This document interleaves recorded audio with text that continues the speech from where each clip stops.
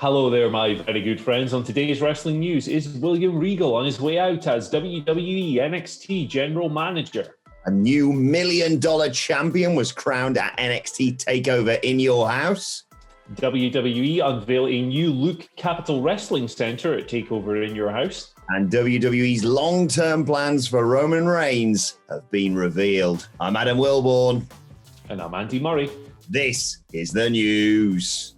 All right, we'll kick things off by talking about William Regal, who curiously closed last night's TakeOver in your house show. So instead of finishing on Karrion Kross and Scarlett, celebrating with the NXT title, spoiler alert, I guess, but why are you watching the news if you haven't watched the show, silly sausage? We cut backstage. Mackenzie Mitchell was tracking down William Regal backstage. They went out into the parking lot. And William Regal, when he was asked about TakeOver in your house, said the following. It's been 7 years since I became the GM of NXT, and I've never seen so much bedlam. It's complete madness. I think it's time for a change. Now, that could really mean anything. What is this change, William Regal? You getting a new haircut? You getting, I don't know, Tajiri back as your assistant? It could mean anything. But the way he kind of phrased it and everything else has got people talking about maybe him not working as NXT general manager anymore. So that's speculative. It is what it is, but it certainly cast some doubt on what could happen with him in that role. Now, Triple H spoke on the matter during his and Shawn Michaels' post-TakeOver media call. He had some words on what Regal offers behind the scenes. I'll just read the quotes. William Regal has been such an integral part of this since day one. There are certain people that have come in along the way that have become, it's hard to envision doing it in any sort of way without them. Regal's definitely one of those people. I don't think that we will ever do it without him. NXT, of course. He'll be a part of this until the day he tells me he doesn't want to be a part of it anymore. Triple H went on a little bit, talking about Regal's, role behind the scenes. He is, I've got the full job title here, it's quite long, WWE Director of Talent Development and Head of Global Recruitment. Jesus, that's a lot. Talking about how he's constantly pulling talent aside and offering them advice and everything else. Triple H also said the following. So his value here is tough to be measured and he'll always be a part of it. And here's the kicker to all of this. No matter where we go on Tuesday, which certainly suggests there's going to be something big involving Regal on tomorrow night's episode of NXT. So a really curious way to close TakeOver. What do you reckon of this? Yeah, I mean, they've been making a lot of this in storyline. The chaos was there backstage at TakeOver, fights breaking out all over the place. I mean, in the last few weeks on NXT, I think Karrion Kross literally said to him, you lost control a long time ago of this show.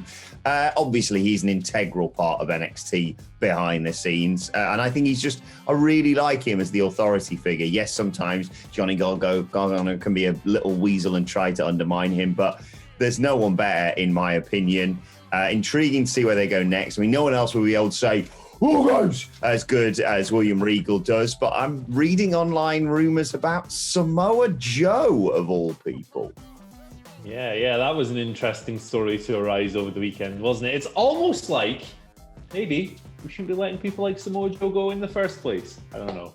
Call me crazy. Just an idea, but very exciting and intriguing to see where they go next with this and all the fallout from TakeOver on NXT on Tuesday night, of course, which includes your new $1 million champion.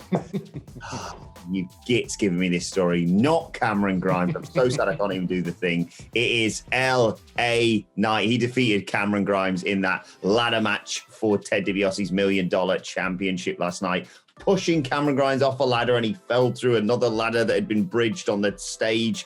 Rough old bump for poor Cameron. But LA Knight grabbed the briefcase, which contained, it was a glass briefcase that contained the $1 million championship.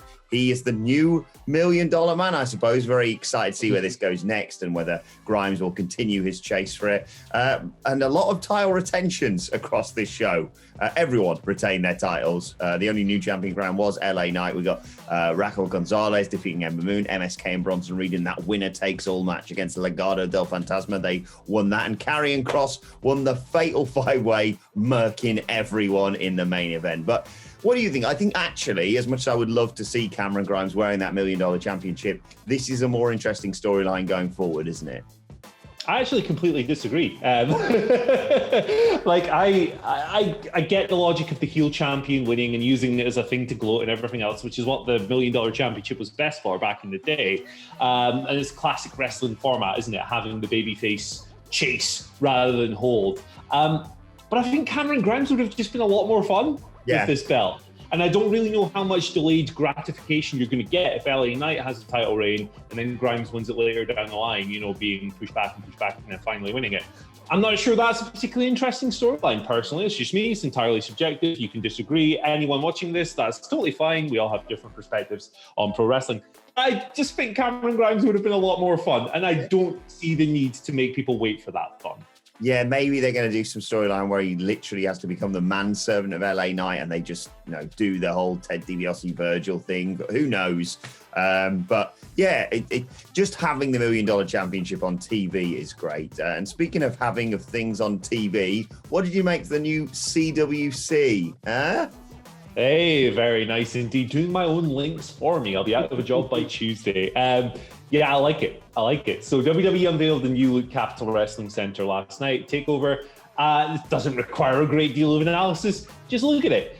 Look at it on the screen right now. So they've gotten rid of all the big kind of overbearing video screens that were in the Capital Wrestling Center before. They've replaced them with bleachers. We've got some smaller video screens hanging above, but they don't have like the Zoom call fans or anything, the Thunderdome style fans. It's a live audience now.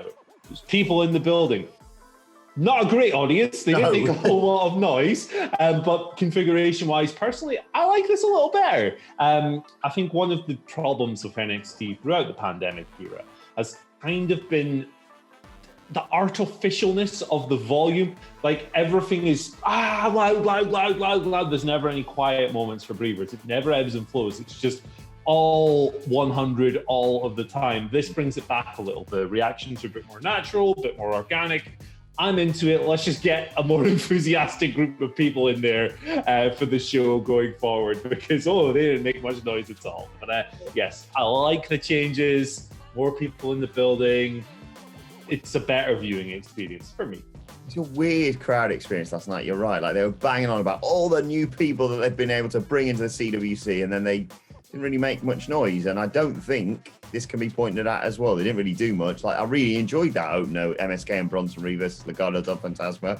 And yeah, surreal stuff that. And you're not losing, there we go, smashing my entire setup up. You're not losing much in terms of like entrances. Xia Li's mad entrance still looked great. She defeated Mercedes Martinez later on in the night as well.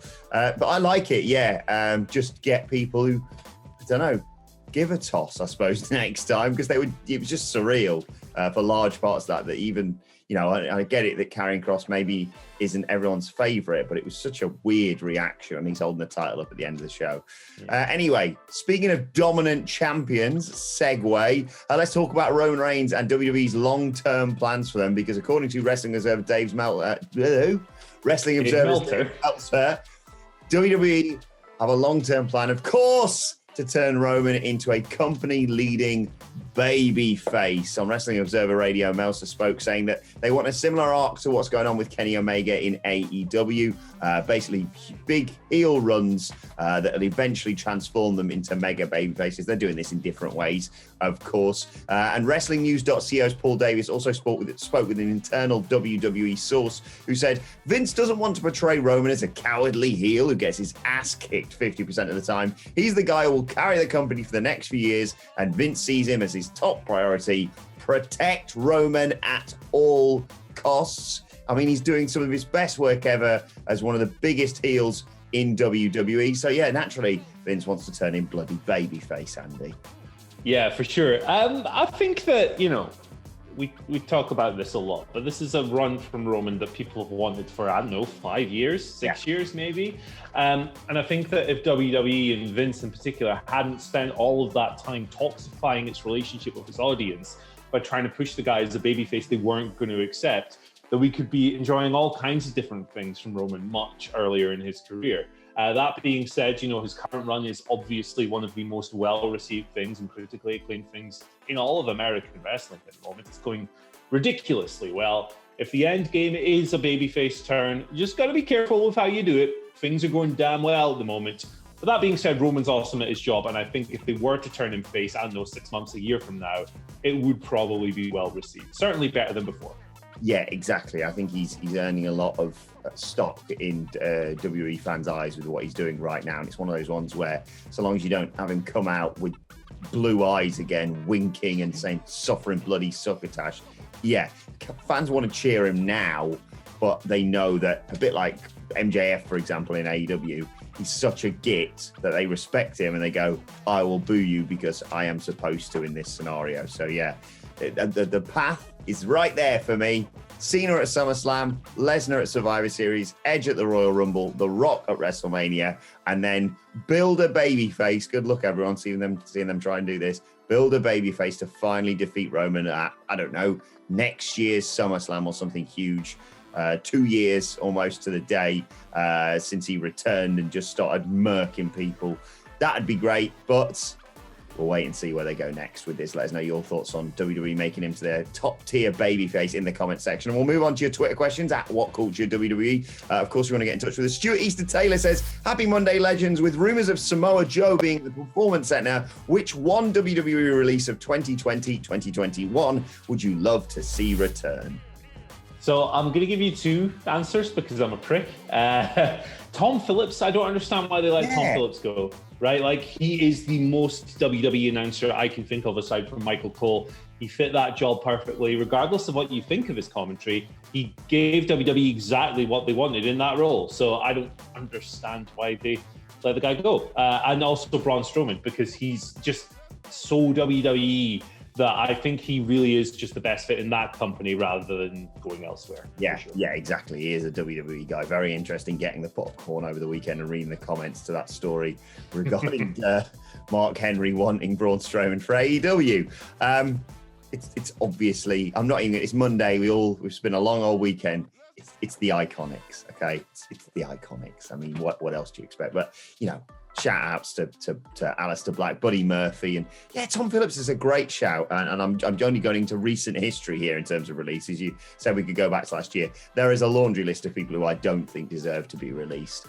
And just budget cuts, what a load of bollocks. Let us know who you'd like to see back in the comment section. We'll move on to PC Briggs, reporting for duty, PC, who says, well, all right, what if Keith Lee returns and he's the one they set up to dethrone Roman Reigns? Thoughts on the matter? Could he be the guy? I definitely think that Keith Lee is a suitable candidate. And the thing with finding who dethrones Roman is, for me, they kind of have to start now, right? This has to be like a long-term prospect. They have to give it the same level of care, attention, and detail that they've given to Roman. Because I think if you just have some random person that people like, and you just do it on like a month's build, it's going to be really flat after everything you've put into the Roman character. So I think Keith Lee is a great guy to do it with. I think he's charismatic. He's very exciting. He's somebody that people have a clamor for. I hope he's back on television soon, but whoever it is, I just hope they start thinking about this pretty soon. Yes, Keith Lee or Big E for me. It's really that simple. But like you say, I'm worried if they start now because they have a tendency to change things at the last minute and bugger it all up. But yeah, it has to be, like you say, someone young, someone new, not like a Seth Rollins. I don't think he should be the guy. I love him, but I don't think he should be the guy to dethrone Roman Reigns. And not a legend, because that doesn't get us anywhere, does it, guys? Right, final question today comes from Black Lion, Sin of Pride, Escanor. Great Twitter name, that. Hey, guys, what do you think about CM Punk making a surprise appearance for commentary on the night crowds return to SmackDown? So I certainly think that's a lot more realistic than him coming back to wrestle or anything like that. And I think he would do a good job. He's done MMA commentary. He's obviously a very articulate guy and not shy of speaking his mind either. So he'd give us some interesting commentary. But I think if CM Punk is going to come back to wrestling, I would want a little bit more than that. I think if you brought him back and he did the commentary job and that was his first live appearance in wrestling in like 7 or 8 years, that might diminish the pop of him coming back and, like, I don't know, throwing someone off the stage or working a hot angle or even wrestling. So I wouldn't necessarily go for it myself, but it is more realistic and he would do a good job. For sure. Yes, I think they're going to throw everything at the wall when crowds return, so I wouldn't rule anything out. I don't think it's going to happen, but it's a hell of a suggestion. Let's move on to today's and finally, and just something lovely I saw on Squared Circle over the weekend. Just this little girl, Ari, I think was her name. Adam Ernst sharing this on Facebook. She set up a little lemonade stand to earn herself a little bit of extra cash so she could buy herself an iPhone. And who showed up but Seth Rollins, doing a lovely gesture and supporting the local community. Of course, unfortunately, Andy Murray, after this photo was taken, you know what happened, don't you? She took her eye out. Oh, no, not quite. He took the lemonade stand and burned it down! Oh my God. Violence against children. My only disappointment with this is that Seth Rollins wasn't wearing one of his wacky suits. That would have been cool. Imagine walking around in real life wearing one of those things on a roasting hot day in Florida. That'd be cool. But no. Fantastic. Lovely. Do something nice today, everyone. Let us know your thoughts on that and all today's news stories in the comment section down below. Don't forget to like, share, and subscribe. And subscribe to What Culture Wrestling on either iTunes, Spotify, wherever you get your podcasts from. Loads of podcasts coming your way today. We've got the NXT TakeOver review. We've got AEW Dynamite from the weekend to review. And of course, Monday Night Raw preview. Apologies. Right, your thoughts on that and everything we've discussed on Twitter as well, at WhatCulture WWE. Watch there. Follow both of us. You can follow Andy Murray at Andy H. Murray. The H stands for Happy Birthday, Peter Avalon, who I am reliably informed is waxed and vaxxed and ready for a hot boy summer. There we go. Absolutely. And it also stands for Away Scotland. Good luck today in the European Championships to all Scottish football fans and to bloody old Scotland. Follow me on Twitter and follow us all at WhatCulture WWE. But for now, thanks to Andy Murray. Thank you for joining us. It's coming home, and we will see you soon.